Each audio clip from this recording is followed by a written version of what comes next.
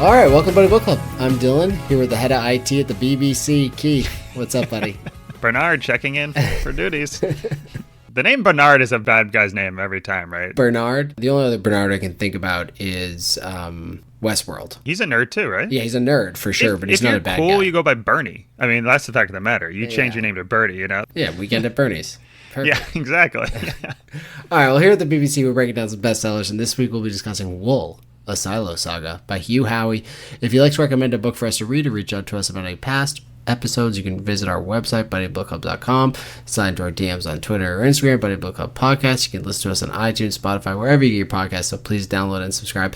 Keith, Wool's hitting the charts on Apple TV, Apple Plus. I don't even know what it's called anymore. It's Silo, technically. I've had it on the list for a while. I'll talk about this in my hates a little bit, but I thought it was like a book from 1940. Just the name and the cover of the book were so dated that I was just like, I heard it's good, but, you know, we can hold off on it. Yeah, for sure. I got you.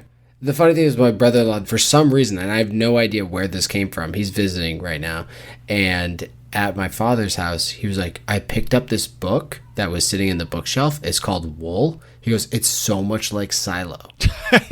I was like, no, that is Silo. He's like, well, that makes a lot more sense, actually. I thought I was going crazy. But yeah, so now it's a hit show on Apple Plus, Apple TV. I don't know what it's called anymore.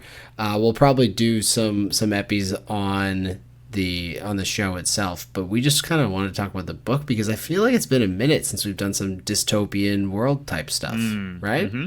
Yeah, for sure. Well, let's jump into some stock up, stock down. Keith, what do you got stock up for Wool? Stock up. The Anaconda Plan. No, D-Man, I'm not talking about your Friday night. I'm talking about Abe Lincoln's or the Union's famous Civil War tactic. I think it was William Tecumseh Sherman's plan. Winfield Scott is according to Wikipedia, but I always attribute it to Abraham Lincoln. He's the president at the time, so we'll give it to him. For those unfamiliar, basically the North's plan to beat a more motivated and better trained and better leadershiped army. The North had the better trained, better leader army. No, the South did. South was more motivated and had better generals and everything like that. Yeah, the leadership was much better for sure. The whole point is like they basically surrounded the coast and then they cut them off down the middle of the Mississippi River. And they just basically sucked all the resources out. So they like couldn't communicate. They couldn't do anything, which the revolt starts in this book is exactly what they should have done. We know where every single section of resources is. There's the food section. There's the power section. There's like they've everything just literally is like here. It's siloed, if you will. Yeah. Oh, nicely done. Yeah. All you have to do is basically control the food, control the power, and they come to you. Like, you don't need to storm up there and like fight them at their place. It doesn't make any sense. And I mean, the problem is they just don't have history books because I feel like, I don't know about you, but at least in high school for me, the things that they taught you about wars is one, resources are vital. Look to the Civil War. Look at Russia. Anytime anyone's attacked Russia in the winter, Napoleon or Hitler, they get completely dominated because they run out of resources, they freeze. The second thing is hearts and minds. And that's what they should have been doing as well, is like just being like, hey, here's what's actually happening. Get more people on their side, join forces, increase the army size, and then you don't have to worry about anything. You know, then you just control everything and you don't have to fight. Would you say that clear eyes, full hearts can't lose? Is that what you're saying? Don't bring Timmy Riggins up right now. The beat pad, I'll get the beat pad out if you bring Timmy Riggins up. Yeah, no, I mean, it's a great call. And also, you're 100% right on the Civil War stuff. I have a belly full of enchiladas. I just came back from a real early supper. But yes, the South was definitely more motivated for one, better trained and better led, just poorly equipped, really. You know, poorly equipped was one of the biggest issues. And if you want to learn more about that, and if we ever wanted to do some historical fiction, I would 1,000,000,000% do some Killer Angels and Gods and Generals. Either way, I love it. Anaconda Plan. Big fan. I do think that in the silo itself, though, the food is kind of throughout. They're not running food up from the down deep to the up top. Or like they're not running it from the mids to the up top and also to the down deep. Like the food is like every 10 levels, there's a greenhouse habitat or whatever the case is. But I do agree that in the down deep, they're controlling the generator, like everything that's powering the entire silo. So why can't they kind of hang back in their area? Yes, they don't have Sun Tzu, they don't have the Art of War sitting on a shelf to like read and get get familiar with before this whole thing, and they didn't even anticipate for a rebellion. Does seem like they could have just been like, all right, we're gonna start just like chopping off power. I do wonder though if they put the rest of the silo in the dark, if the people in the mids would have then turned against them. IT would basically be like, oh, the down deep's shutting you guys off, like killing you, because legitimately people would be dying. The narrative would turn and everyone would be against the people in the down deep. The whole thing is like, okay, we're just going to openly talk about this now. What are you going to do about it? You're going to kill like 100 of us? And then it comes the war, you know? Like, yeah. I mean, then it's just like, all right, come down here and fight us then. You know, see what happens. That's one thing I didn't understand, whether they have megaphones or not. But I would just be like nonstop on the megaphone being like, whatever you guys think is real isn't real. We're talking to other silos out here. Mm-hmm. We know there's at least 18. There's probably 50 based on this. It seemed like that communication when they figured it out. When Walker like figures that out with Shirley and they're both on the same page, like, oh shit, there's like other silos out there. They can't communicate it to anyone. They're like, keep trying, but it's like, oh, we're in the middle of a fight. We can't do this. Like, no, this is the most important thing. Like, we need to spread the word because people need to know. It's like knowledge is the most important thing in that situation. And be like, we're all being lied to. Here's what we figured out. Join our side. No, I agree. But speaking about radio people and the down deep and whatnot, my first stock up is the trades. So we live in a white collar world, unfortunately, and everyone says, oh, go to college. You know, parents are like, go to college, learn about banking, go fuck people over. You know, that's kind of the point of the world right now. Go fuck people over. Yeah. Yeah, no, you aren't wrong. There's no love for the blue collar man anymore. There's no love for a little cell phone blue collar business. You know, we're not here to make billions. We're just here to do some services, do some trades, help people out. It's good work. It's a good, honest living. That's all that matters. But people don't want a good, honest living. They're like, I want to be the next Steve Jobs. But no one wants to wear a black turtleneck. It looks stupid. I'd rather wear overalls. So the trades, though, look how multifaceted they are. Like Juliet, she's just a mechanic. But because she understands like how things work, you know, mechanically. She's an engineer, really. Yeah, she really is, you know. But the way that she understands how things work, she all of a sudden becomes sheriff. She's like, oh, I'm going to be way over my head. Next thing you know, she's figuring out police cases because she sees how it's all just a process. And she knows all of the different pieces to that process. She just has to put them together. Simple as that. And honestly, it's the same with the IT people, unfortunately, those terrible, terrible folks. And additionally, on top of that, just the trades in general, you always have something to fall back on. I have no discernible talents. I grew up in a white-collar world. If I got fired from my job, I'd have to find another dumb company that was going to hire me for some dumb job that doesn't make any sense. But if I was a plumber, I'd be able to go and fix people's homes, it's a fix pyramid some pipes. Scheme. If we get fired, we just need to find another job. Yeah, I just got to find another pyramid to jump in on. You know, jump in on the bottom rung and just be there.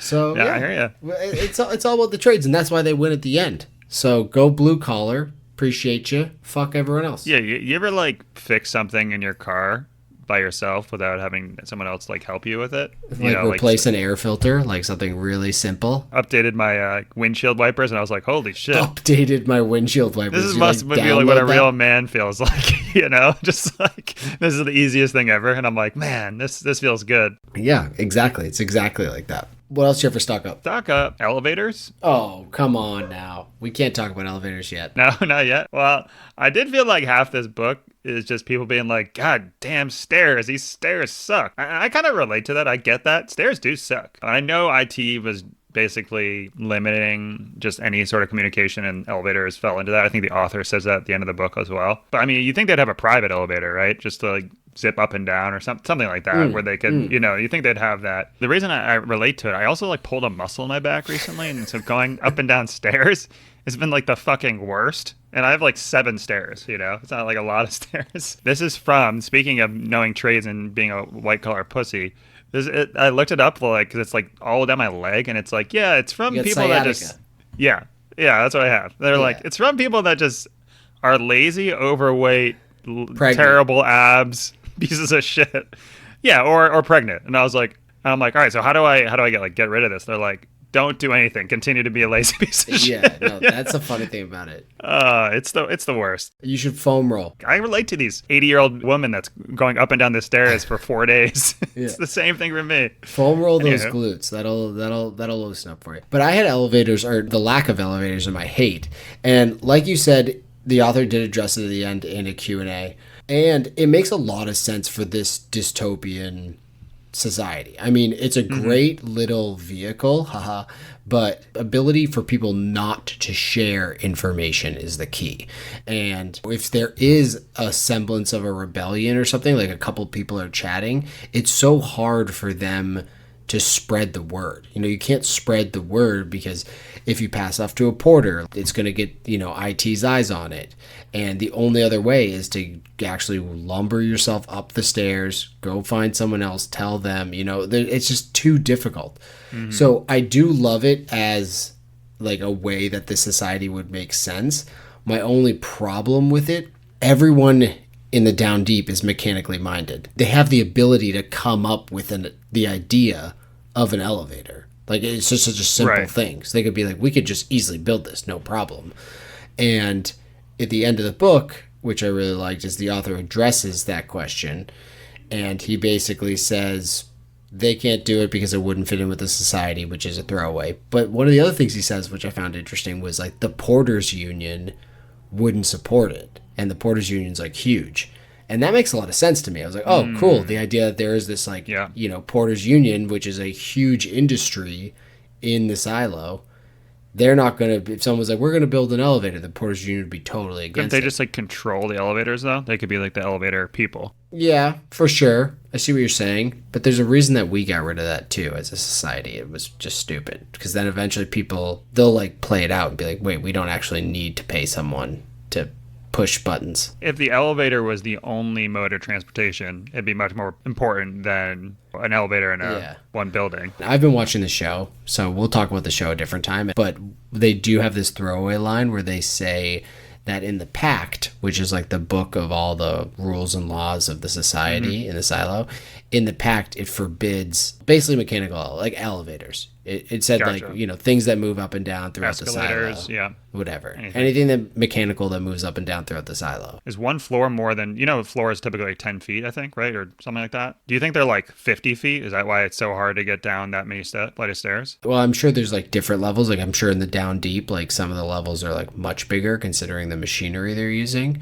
I think it's probably somewhat uniform throughout, but I don't think they're like 10 feet each. Like it's not 150 foot, I mean, we used to work on the 19th floor, right? Yes. We were on, and we remember fire drills. Like I'd be sweating by the end. It wouldn't take me 4 days if you multiplied that by 5. Yeah. It took us 15 minutes, right? Yeah, and I did think about that at the beginning. And we'll talk about this more when we talk about the show itself, but it did help me visualize, because I've talked before about how I'm terrible at visualizing these things for some reason. It did help me visualize like the scope of this, because in my mind, when I was reading the book, I'm like, oh, okay, there's like, I don't know, a few hundred people in here, maybe 1,000 people in there. And it's like, when I was thinking about this spiral staircase, I was kind of thinking about like that James Bond level in GoldenEye when they're climbing up and down the silo, like the missile silo. Yeah. And I was like, oh, just like a staircase that goes around the outside. Oh, right. Yeah. Okay. Yeah, I guess so. But it's more of a centralized staircase where every floor goes into, which makes a lot of sense naturally. Mm-hmm. Yeah. I think it's more than we'd expect. So my next stock up was germaphobes. Okay. All right. How do you feel about germs? Are you anti or are you pro germ? I think it's all mental. Go. What does that mean? I think that if you think germs are a problem, then they'll be a problem. That's the fact of the matter. Oh. Yeah. Well, you tell that to the Native Americans. But why are we bringing that into it? Jesus Christ. 96% of them died because of germs, and you're going to tell me that germs are fake. Those were viruses. It's a little different than germs. Those are the same thing. Are they? Viruses are different, kid. All right, well, my whole point is, one, I'm pretty okay with germs. Mostly okay. Whenever we see each other, you only allow me to fist bump you. That's like Howie Mandel. I know that this year. Fist me, it's different. So That's the clip. the key about germaphobes is just don't drink from anyone else's canteen. Because if you were a germaphobe and someone was like grabbing for your canteen, you'd be like, no, I'm sorry. Like, this is just for me. That was supposed to be like an intimate thing. That was like them kissing before they kissed. They hadn't. Oh, okay. Because they hadn't swapped spit yet, right? It is like in Seinfeld when Elaine shares the water bottle with the guy. I haven't seen that episode. Oh, you've definitely seen it. It's like the guy tries to kick out George out of the gym membership or out of the gym because he pisses in the shower. Are you going to belittle me by saying I've definitely seen it when I definitely haven't seen it? You told me you watch Seinfeld all the time. You've definitely seen the episode. I've seen some episodes. You haven't seen all the episodes of Seinfeld? No. This is an intervention right now. This is tough. Really? I'm a curb guy through and through. That's eye-opening, honestly. The wife loves Seinfeld. I mean, honestly, this validates Hitch for me. This really does. No, you haven't even watched all of Seinfeld? How do you do that? I don't understand. If you were like, I didn't really like watch the first 2 seasons. I've watched the other ones. I'd be like, all right, yeah, that's fair. The first 2 seasons are whatever. But just say like, I don't know that one. Come on, bro, grow up, would you? All right, I'm do really better. Upset. I'll do better. What can I say? I'll do better. That's all I can say. But don't drink from else's canteen because you're gonna die. It's really simple as that. You know? All right, fair enough. Also, if someone that's your enemy, like someone you don't get along with, let's say, as well as like, you know, the mayor and the deputy when they're talking to IT, every time they see Bernard, they've seen him like 3 times going up and down, and every time it's like a little tiff, like, we want Juliet to be sheriff, and he's like, definitely not Juliet, definitely not her, we don't even know who she is, she stole heat tape from us, that's all we know. And it's a fight every time, but then at the end he's like, let me fill up your canteens before we go any further, let me fill up your canteens. Yeah. Something's going on there. So if your enemy continues to offer you something every time you see them, it's probably going to kill you. Really simple as that. Yeah, I mean, that's a good point. It's fair. All right, let's go stock down. What do you got? Stock down, looking to the future. I've had this before. I think I did the same stock down with the Mitch Rapp books. But yeah, I'm selling once again. Anytime a character seems to be thinking about like, you know what? Everything's going to be all right. That character's going to die. That's just fact of the matter. They're going to die within the next like 10 minutes of the book. Same thing happens in this. You have Holston going outside being like, oh, things are fine. Like, everything's great outside. And then we hit the real world, right? You know, he takes the mask off. He's dead. We have Mayor Johns walking up the steps. To your point, you just mentioned it. She's drinking out of the water. She's like, you know what? I'm going to probably hook up with this sheriff a little bit. Things are going to be good. I'm going to start being more involved. I'm going to start taking more walks. Good thing I got some of that petroleum jelly from the down deep. I scooped it off one of them generators because I am about to get sloppy right now. She's going up, you know, but he's going down. No, he's going up. Saying? He's going up. Oh, I do see what you're saying. Yeah.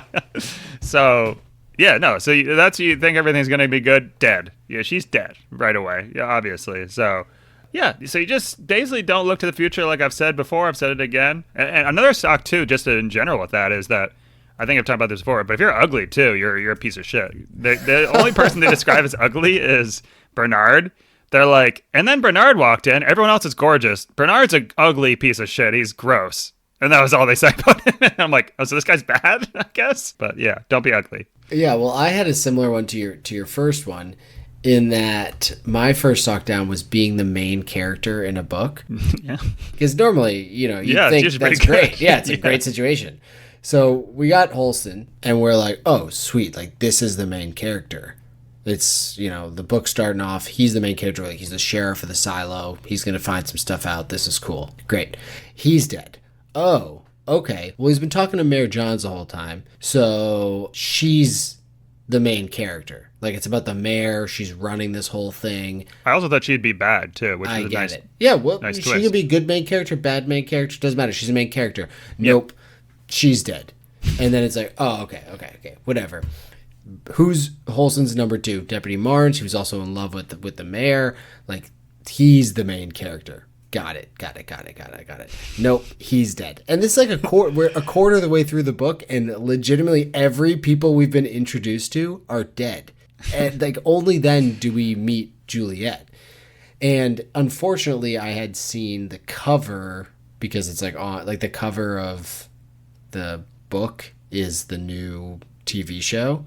So I knew who the main character was based on that. So I was like, okay, there's going to be a young woman who's the main character, which is unfortunate because I would have been a little bit more mind blown in the fact that we're a quarter of the way through the book and everyone that we've been introduced to and like learned about is dead. So don't be main character in a book if you're if you're in a Hugh Howey book. If like you get cast for a Hugh Howey show and they're like you start reading the first 15 pages of the script and you're like, oh, it's all me. It's totally like Game of Thrones. It kind of threw me off guard, and honestly it was refreshing and super enjoyable because I was basically under the mentality that no one is safe. So when Juliet goes out, I was like, maybe she will just die. Who fucking knows? You know? Yeah, for sure. What's good too is like if there's a sequel or there's like a big series, they're not going to kill off the main characters because then they just have to keep on adding new characters. But he's like, nah, I'm going to have 3 books and people are going to die throughout. So it's like, oh, that's awesome. Yeah. Well, he also addressed that in his questionnaire. And I guess we'll talk about this now. He, at the end of the audiobook, he has like, ask the author questions. Which he wrote himself, which I really like. That's the part that I really liked, was that at the end, he's like, did you write these all yourself? And he's like, yes, I did. And not only did I like it because they were all like very base level questions. So he could have definitely thrown it out to the world, but instead he went anti-silo and basically said, I'm going to be full transparent here. I just made these up. Like, I didn't want to throw it out there to the world. I knew the questions that I wanted to answer, and I answered them. Some would say it's similar to the Buddy Book Club's reader email questions, but probably not at all. Probably completely different. It's exactly like that. Yeah. So I respect it. What else do you have for Stock Down? Stock Down virtual reality. In this book, virtual reality is fucking awesome. They basically have the 8x2 strip they put over the mask, warps reality to make it look a million times better. Where is that for us? 20 years ago, probably at this point, I was in Faneuil Hall and they had virtual reality. We haven't improved on this yet? How have we not gotten, and this is really what I want. I mean, this would really solve also my back problem. Not move ever again. No, the opposite. I want a trackpad where you're playing Warzone and you're literally running miles in order to fight. Oh, You're jumping over things, you're sprinting, and it becomes the best, most athletic, best people. And so basically you'd have to like start the game. It's like, all right, you're going to run a mile to start. We're going to get your time for a mile. We're going to get your endurance, and you're going to be put in a slot with all these other people that run the same mile times. And then you're just going to improve over time if you want to become better, right? And it becomes more like an athletic game. And then you're killing 2 birds with 1 stone. I'm no longer a piece of shit that's getting a back injury from not doing anything. And then also, I'm having fun and exercising. Yes. Why can't we get that, dude? Someone's like, wow, why are you so jacked? You're like, I've been playing Madden. Yeah. Like, what? I've needed to be strong over the middle. I got to lay some people out, so...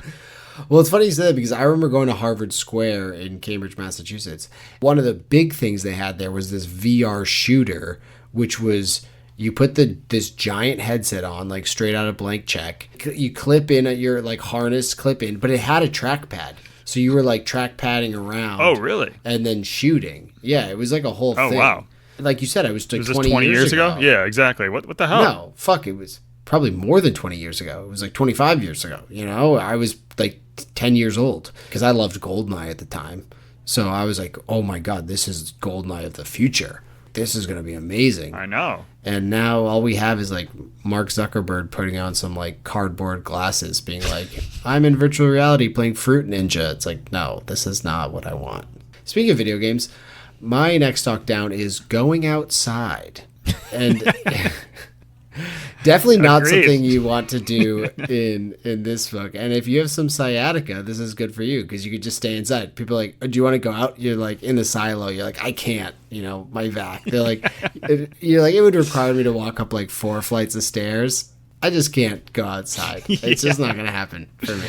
They're like, all you have to say is, I want to go outside. And you're like, no. I definitely do not want to go outside. I can't even move.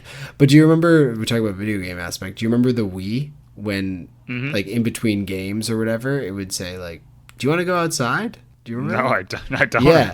Really? A fascinating move for like a video game company that's like trying to suck you in to just play more video games. But in between different games, like if you're playing like Wii Sports or whatnot, it would say, do you want to put the controllers down and go outside? Pretty wild. So if you imagine if there's Wii in the silo and they're like, do you want to put the controllers down and go outside? You have to bash that thing. Yeah, absolutely not. That's a test, though. That's how they get you out of there. Yeah, it's smart. This is a rebel thing. Also related to this is cleaning. Just don't clean. Just, people that say cleaning's positive, negative. Just don't clean. And I'm a big cleaner myself, so if I'd have to really change my mentality. What was the reason for cleaning? I feel like it should have been more vital to society. Because I remember when you described the book, they're like, they have to go out and clean otherwise. But it's otherwise like they just don't see that well. Like, who cares? I also think there's another maybe hate around that in the sense of, okay, like Holston has to think, because every time someone goes out, they clean. Like they just, even though they say they're not going to clean. Are they like solar panels? Like, that would have made more sense, right? If yeah, they're just solar panels exactly. they're cleaning off in order to make sure they have energy. It's like, we're going to die if you don't go. Yeah, you're going to kill everyone else. Because the idea is what Holston says, which is he's like, oh, I have to clean these cameras so that everyone else can see what I'm seeing. But he would know that hundreds of people have been out before him and they've all cleaned and he didn't see what they saw. It just doesn't make any sense that, because they said like even when Juliet decides not to clean, Bernard's like, oh my God, this is the biggest deal. Like this never happens. When it does, it's always a rebellion. And you don't think like one of those 100 criminals or whatever would just see this beautiful landscape and be like, fuck everyone back there. I'm just walking away. I mean, that's what I would. When Holston was like, I'm going to go clean now, I was like, no, bro. Like, what? Have some spite in your heart one time. Yeah. So I agreed with you that it should be more of like the solar panels charge the whole silo. You have to go out there and clear them off. And maybe they do. Maybe the future books, they're like, talk about the importance. They made it more sound like it was like, you're just doing it just as like a tradition rather than it is. It's just so people can see through at the cafeteria while they're having their frosted flakes. They can see bullshit. this terrible landscape with all these dead bodies everywhere. Like that's exactly what they want to look at. What did you think about the like class structure and stuff? Did you think that was a fun way of bringing this whole story together? Because we had it with Brave New World had its own kind of class structure, and obviously Red Rising had its class structure. This was like a little bit quieter, I feel like. Well, I didn't realize they were wearing different color shirts for different colored. Like I figured them like overalls kind of thing, or like coveralls. They didn't really. That didn't seem to be a huge theme. Whereas I feel like most class books or dystopians are like big on like, oh, they're not part of my group.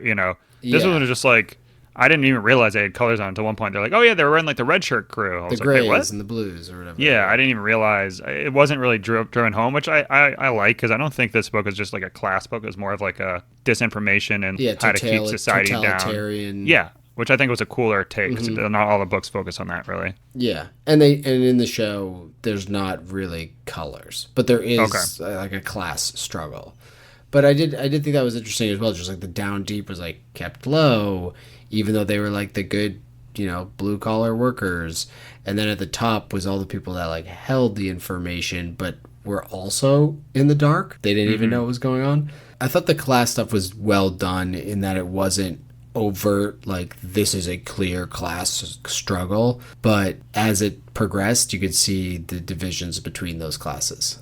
Well, my next talk down is IT. Just in general, this can be a quick one. Like, fuck those guys, whether it be at work or anywhere else. Like, they think they know everything because they like to handle your computers. And yes, trust me, if I had an issue with my computer at work, who do I go to? I go to IT. So it makes a lot of sense that they would be kind of like the leaders in the silo. But at the same time, like, they're looking at my history on my phone. That's a work phone. Like, I don't want them seeing that shit. You know what I'm saying? Yeah. They're managing servers, but the servers are doing all the work. They were a little uppity, honestly. It'd be like, I'm doing all the work digging these holes, but you have an excavator. Oh, you know what I mean? It's like, they're talking about how like important it is and all this stuff. It's like, but you're not doing shit. That's like the fucking computer doing it. You're not doing it, They're watching these, and they don't know a lot because you can't know too much. So they're just like making sure the servers run. And if the servers don't run, like they fix them. And they only know like the process to fix them. It's not like they can create. They can just manage. Yeah, they're overrated. Yeah, IT overrated in general. Help desks, no, we're out on the help desk. No, thank you. My last one, Big Y. Are you familiar with that grocery chain? It sounds familiar. Yeah, it's Connecticut and Massachusetts. Okay. Never been in one, but I know it's a thing. Okay. But it's a stock down for me. So actually, I'm not talking about the grocery chain here. I'm talking about the Big Y in general. The book Big Y, because when you read a book, you want to know who, what, where, when, how, why, right? Those are the things you want to learn. And this book, we never, and we know it's part of a series, so I guess that makes us feel a little bit better, but we never learn the big why of like why this is happening. We learn everything else, which is great and fulfilling. And I'm okay with it. Normally, if I didn't get the why, I would be like super frustrated. But in this case, I was down. I thought it was such a great way that all the other things were answered, but we still don't quite understand the big picture of why these silos are being created. And I've never wanted to just jump into another book, I think, more than this, because I need to know that. Like, I need to know the why aspect. But at the same time, I feel totally good after reading this book. I don't feel like I was left without answers being answered. I don't know how that made any sense to me. How did you feel about that? I guess, what's the why that you're missing? The why being, why are there 50 silos? Why did this in general get created? They said that like there was a country or whatever that saw that they were in the lead. Aren't they in like Seattle? The only reference they had was they saw Atlanta. So maybe they are. But they said basically it was a country who saw that they were currently at the top but on the decline, but wanted to hold their position. So they built all these silos and whatnot and potentially like nuclearly attacked the entire world. So they're the only ones left. This also could be a dumb question or thought, but is it possible the silos were nuclear missile silos? That were like, you know, they basically were housing that nuclear missile. They opened up, they shot them, and they just like shot them everywhere. And then they're like, and now we're going to live here. They'd be way smaller than that. I mean, these silos are massive. They're like 10,000 people live in them. And you couldn't fire a nuclear missile out of this particular silo. It just wouldn't make any sense. You can fire nuclear missiles out of a submarine. Yeah, I'm saying you could probably fire it out of a piece of it, but it wouldn't be like the entire... No, they're shooting 50 of them off. You would just immediately be able to repurpose that and like build the stairwell in the center. No, it was already built for that. They're like, here, we're going to build these 50 silos. Once we hit the Armageddon button, they hit it, and the 50 bombs all fucking shoot off from the silos, and then everyone lives there for the rest of the time. They're 150 stories deep. Like, there's no need for that for a nuclear missile silo. I like the idea. The questions that I would like answer is like, how is this like poison everywhere? Is that radiation? Is that some sort of new thing? And then, yeah, I guess the why, do you think it's going to be answered in the future books? I think so. I mean, we got pieces of it, but it's been so long, and who knows what these testings are that they're doing. Like we talked about before, like superhero origin story. I need to know the origin story of how this whole thing happened. Mm-hmm. But we didn't get that answer, and I still felt good about it. Did you feel good about reading the book? Like you were like, oh, that... No, yeah, for sure. Even if it were just one book on its own, I think I'd be okay with it. If it were one book on its own, I think it would end a lot darker. I thought it was just going to be like, and then everyone dies and everything goes back to normal. And I was like, oh, because I kind of like those they endings reset, for dystopians. Like, it's like, oh, this is the next rebellion, and then we just reset with the same bullshit over and over again. Like 1984 type ending. You hate them when you're reading it, but then you look back, you're like, all right, that was a cool message. Shit's just going to stay the same. It doesn't matter, you know. I don't think it needed to be answered, but I'm excited to read the future ones. You said you had a character, Walker? Yeah, well, anyone named Walker? Walker's a badass name. So Walker, Texas Ranger, obviously, but he's basically Q from James Bond or Alfred or one of these like technologically savvy types that can do everything and build everything. Love that. Fix the radio, saves Juliet. Just cool. I liked him a lot. And he's like, I'm not leaving this fucking place. Kind of like me in my room and with this fucking sciatica. But anyway, same difference. What about you? I liked Walker too. I mean, Walker and Juliet, they were both great, but I think Walker was probably the best. I also found it funny that he never left his room. And in my mind, it was just like a garage kind of thing with like tools everywhere. Like, where does he shit? Does everyone just bring him his food? What does this man like actually look like? Is he massive, or is he just the scrawniest person ever? Just like malnourished because he just spends all of his time tinkering. What is kind of funny too is throughout the book we're not really privy to the atmosphere or just in terms of like the senses that are going on. But when you meet Solo, she's like, oh, this dude is completely gross. Just smells like absolute shit everywhere. And Solo's immediate first thing, he's like, yeah, all I do is like walk around and destroy bathrooms. Yeah. I was like, wait, what? I was like, I rewinded that. I was like, but did he just say what I think he just said? He's like, yeah, I just completely eviscerate this bathroom until I can't stand the smell and then I leave. I was like, wait, what? Loved it. I mean, we really never talked about Silo 17, but you have no plumbing. You can just go level after level after level, just filling toilets. Like, what else would you do? Honestly, like, what else would you do? I guess you could kind of, like, hang over the railing and just, like, poop all the way down. If you're doing, like, a garden, right, wouldn't you need the manure there? Yeah, but I don't know if you'd need, like, a daily human waste. Yeah, I'd convince myself that it needs it. I actually kind of like the idea because you have the silo in the middle. Why aren't you just pooping over the railing or like figuring out? You have a huge toilet below you. Yeah, good point. Like figuring out the a water in there. toilet contraption. That would suck though when they drain it out. Well, Juliet goes down there. You know, she's like, "All right, we're gonna run the generator," and he's like, "Yeah, it all sounds good." And she goes down, and by the time she gets to the lower levels, she's like, "Oh my god, there's 4 feet of shit here. What is happening?" Yeah, Solo was interesting. Also interesting was the potential incest. Is that what was happening there? I don't know. Were they siblings? I thought they were all one family. Maybe like a pack of kids that were left after the rebellion or whatever the case was. Yeah, they did say the baby had like 4 hands. So no, they didn't say that. I'm kidding. No. That's not a thing, is it? Yeah, if you have incest, it's more likely to have 4 hands. Get the fuck out of here. Fact check that. You're fact checking me about stuff. Fact check its hands. It's much more likely to have deformities. Also, if it had 4 hands, like, wouldn't that be better? Talk about like positive mutations. It's basically an X-Men. Yeah, I guess that's like monkeys have disposable thumbs, right, on their feet. So that's 4 hands. What do they have? Disposable thumbs? What is it? What's the word for it? Disposable. They got disposable thumbs. Oh, what is the word what do we have for thumbs? I have 2. Imposable? What's the word? Imposable. Is that not a thing? What's it called? You're Googling it, so you got it. Opposable. Opposable. They have disposable. A thumb that can be placed opposite the finger of the same hand. Opposable thumbs. Oh, I've been saying that forever. Okay, that's fine. Yeah, now you know. Fine. We're like, hey guys, look at my disposable thumbs. People are like, you just take them off and throw them away? What happens? That's what makes us humans, is we have opposable thumbs, right? Indeed. All right, what'd you love about Silo? Love, great dystopian. There's like an adult version of Giver. Yeah, Giver's actually a good analogy because I was thinking, because I had this on my Love too, dystopian novels, and I was thinking about like what else we had read and like where do we draw the line between sci-fi and dystopia. But I think The Giver is this is similar to that, but for adults. You already mentioned it, but I really like that there's a lot of death because a lot of the YA books, the problem with those is there's a hero and you know that person's going to be the center of the attention throughout the book, and it's going to be a typical story arc with like them discovering that they're in some sort of not perfect society and then having to revolt against it and all this stuff that comes with it.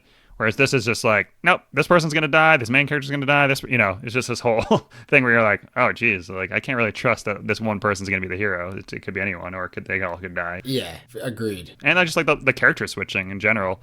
I thought different perspective, different characters, really like that.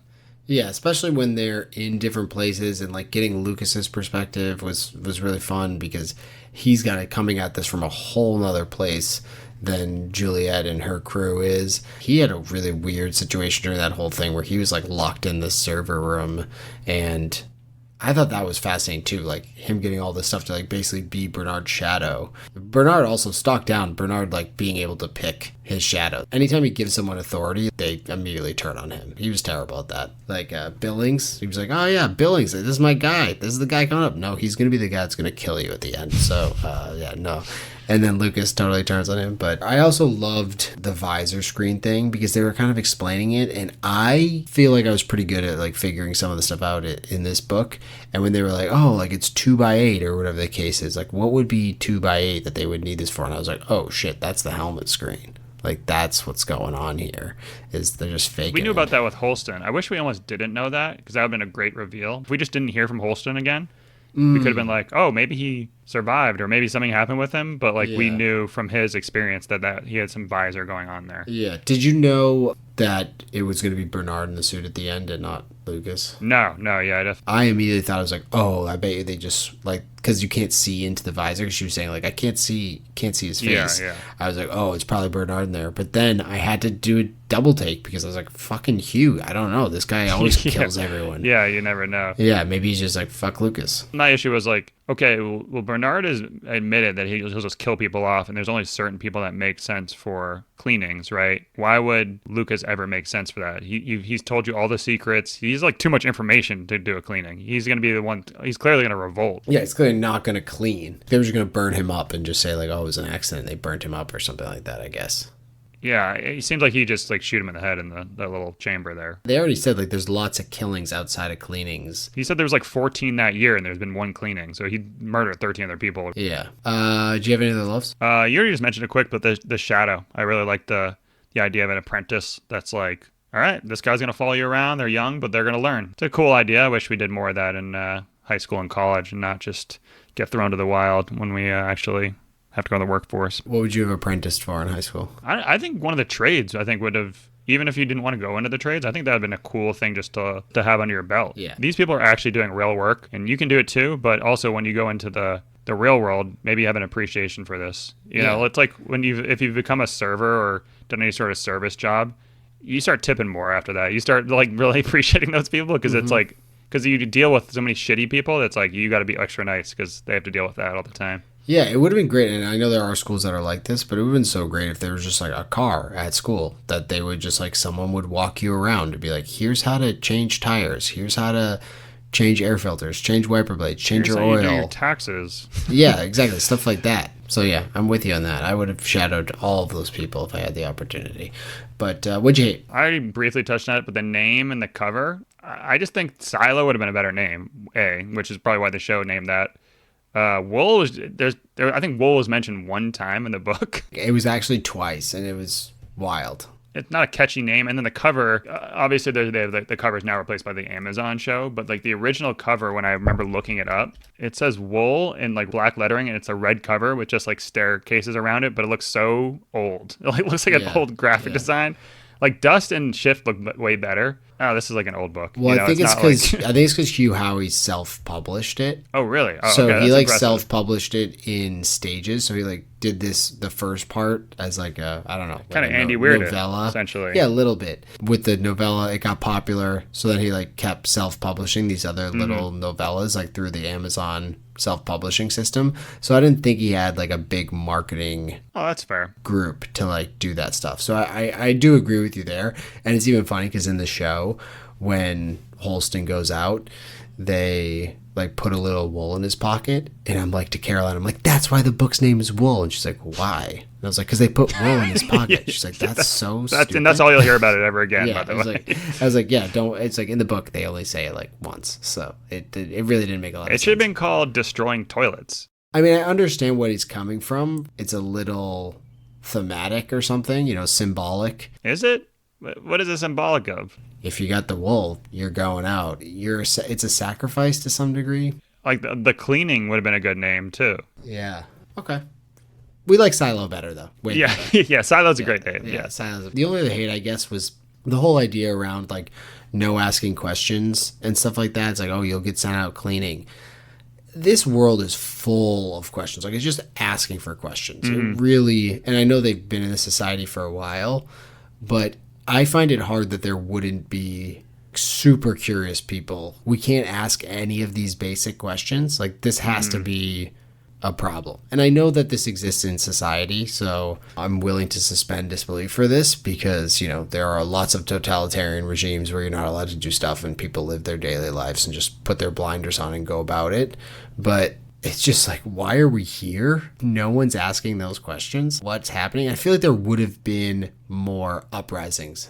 Well, you could think the same way as like we're on Earth right now and we look into space. Like we're in a big area. You're not looking at space and being like, oh my God, why are we trapped in this little tiny planet? Right? Like that's the same way to mentality think of it. If you were just born in a silo, you wouldn't know there's a huge world. But people in space could be looking at it as being like, wow, imagine being in that tiny planet, never knowing there's Yeah, but there's all rules about just asking normal questions, like very simple questions of Yeah. like why we can't have certain things, why we can't go here, why we can't go there, why can't I fall in love with somebody that I want to fall in love with, why Yeah. can't I travel up multiple floors at once, like, well, it's like you asked that you're gonna go outside, it's like, wait, why, like that, none of that makes any sense to me. Yeah, you sound like someone needs to go to cleaning, I'll be honest with you. But yeah. I feel like there would just be more rebellious groups because they're like, oh, every 100 years or so, whatever, there's a rebellion. Well, they're definitely right about like the whole sickness thing is once you get like a little bit of taste of like, oh, maybe things aren't as they are, then you start asking way more questions all of a sudden. But if you're just like,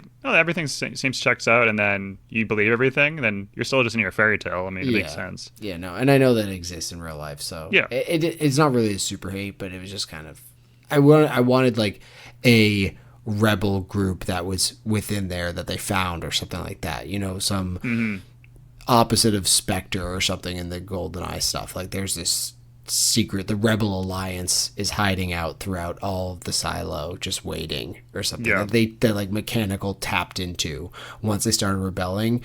Some leader came down and was like, we've been working on this for years.